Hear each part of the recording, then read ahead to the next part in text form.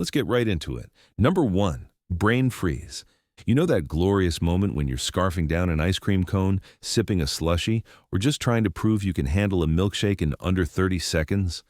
Yeah, the world is good, the vibes are high, and then suddenly, out of nowhere, your skull decides to reenact a Game of Thrones beheading scene. That stabbing pain in the middle of your forehead? That's brain freeze. Now, science calls it sphenopalatine ganglioneuralgia, which sounds less like medicine and more like a villain from Doctor Strange. What's happening is deceptively simple. The cold hits the roof of your mouth. Blood vessels there constrict, then rapidly dilate. That change triggers nerves that tell your brain, we're in crisis mode, something is horribly wrong. And your brain, bless it, doesn't always differentiate between, I'm literally dying, and I just ate my popsicle too aggressively. The kicker? Your brain doesn't even process the pain in the right spot. It gets misrouted. Instead of saying, oh hey, the roof of your mouth is cold, it goes, your entire forehead is imploding. That's called referred pain, like when you call customer service for internet problems and they transfer you to billing. Wrong department, still your problem. Imagine being in ancient Rome, some soldier trying snow for the first time. Jupiter has cursed me with lightning. No, bro, you just invented the world's first Slurpee headache. And the cure? Press your tongue to the roof of your mouth. That's it. That's the big medical solution. You're essentially French kissing your own skull back to health. Romance is alive and well. Basically, brain freeze is your nervous system cosplaying as a Shakespearean actor, overdramatic, loud, and 100% unnecessary. Number 2, exploding head syndrome. Picture this. You're lying in bed, warm, cozy, the world is peaceful. You're seconds away from drifting off when, boom, your brain decides to play Michael Bay's greatest hits directly into your ears. Gunshots, explosions, thunderclaps, except none of it's real. You've just been blessed by exploding head syndrome. First off, no, your head doesn't actually explode. Sorry to disappoint the horror movie fans. What's really happening?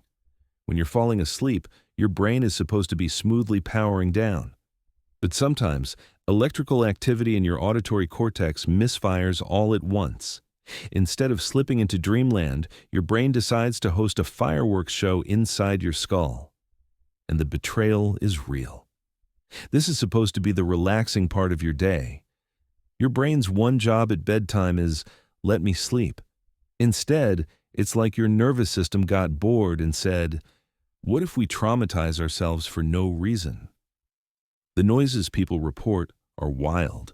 Crashes, screams, bangs, even phantom door slams.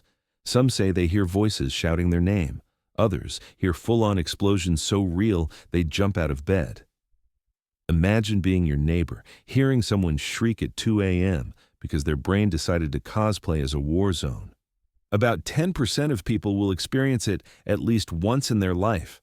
Which means, statistically, someone you know has quietly gone through this and never told anyone. Why?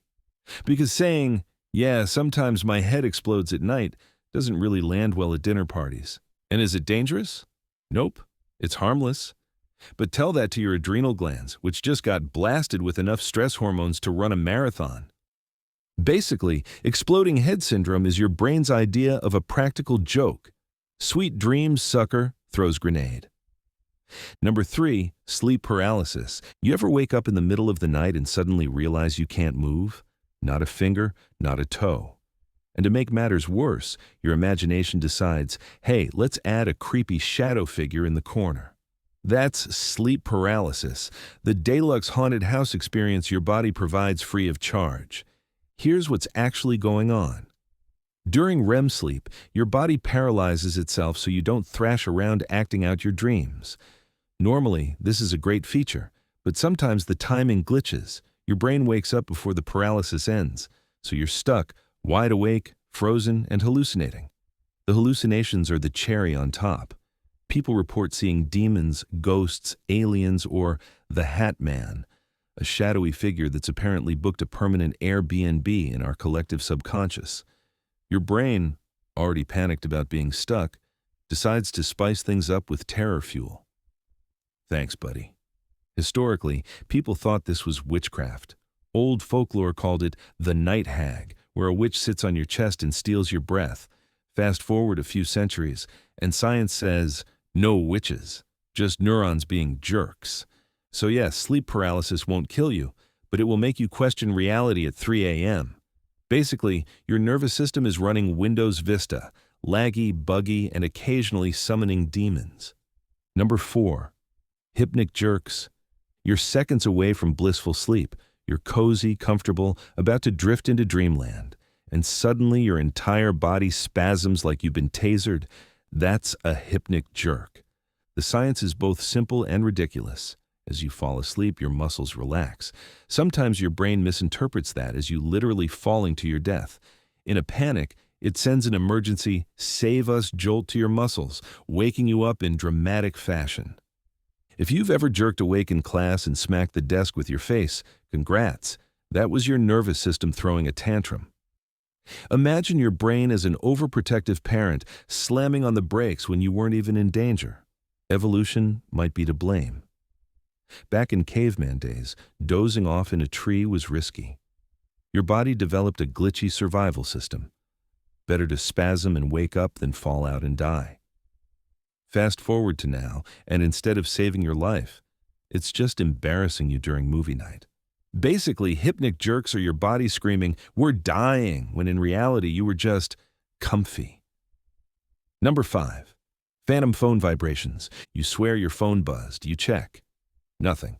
Congratulations, you've experienced phantom vibration syndrome, where your nervous system gaslights you for sport. This happens because your brain is hyper-attuned to phone signals. The constant expectation of a notification primes your sensory nerves.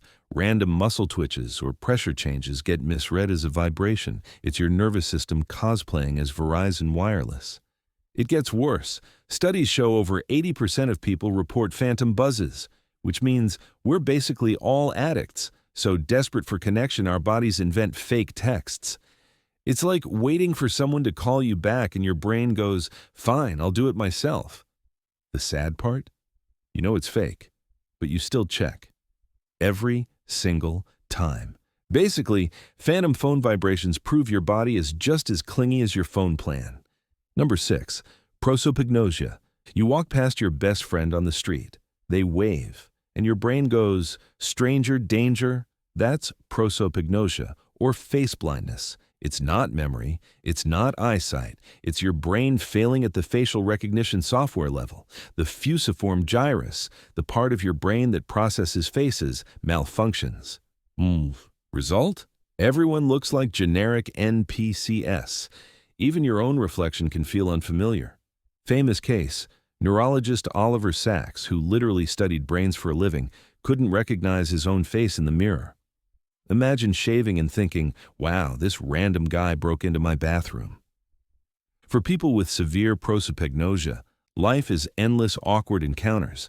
Every social event becomes a game of guess who, and you always lose. Basically, prosopagnosia is your brain uninstalling the one app you really needed. Number 7. Synesthesia. Imagine if Wednesday tasted like burnt toast, or the number 7 had a personality, or you could see music as colors. That's synesthesia. It's a cross-wiring of senses where your brain refuses to keep sensory lanes separate. Letters might have colors, sounds might have textures. For some, this is magical.